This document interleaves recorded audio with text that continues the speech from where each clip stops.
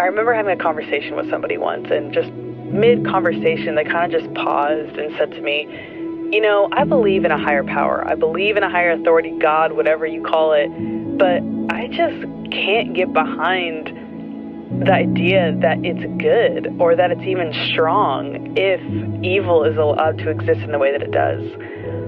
And I remember just my heart pounding because they didn't really ask me a question, but they were clearly anticipating a response. And thankfully, I felt like I did have a response because I had heard an example before, and I felt like I could use it then because his daughter was in the room. And I looked over at her, and I looked at him, and I said, you know, I'm sure that as a dad, it can be frustrating because your daughter doesn't always do what you tell her to or what you expect her to do. I'm sure it would be much easier to father somebody who is perfectly obedient. And so I posed this question at him. I said, what if you had the chance to put a microchip in your daughter's head? And everything you did and everything you asked of her, she would just obey you because that's how she was programmed. And he kind of laughed, and he's like, I would love that. And we kind of laughed about that for a second, and I would say, I'm sure you would. But, you know, over time, as you know, she honored you, and she picked up what she was supposed to, and she did what she was told.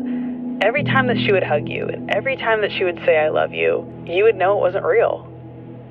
And maybe initially you would feel good to hear that coming from her, but over time, you would know that you programmed her to do that.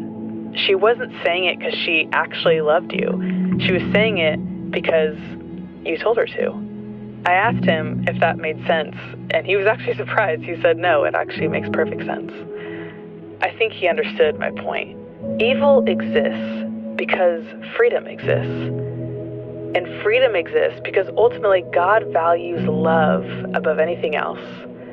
And so God gives us the ability to choose him. But since God values love so much, he will never take that away from us because he values authentic intimacy. So the reason evil exists is because we live in a world where people don't choose God. Thankfully, God has sent his son to die on the cross for our sins. And when we put our faith in Jesus, we are actually restored to right relationship with God.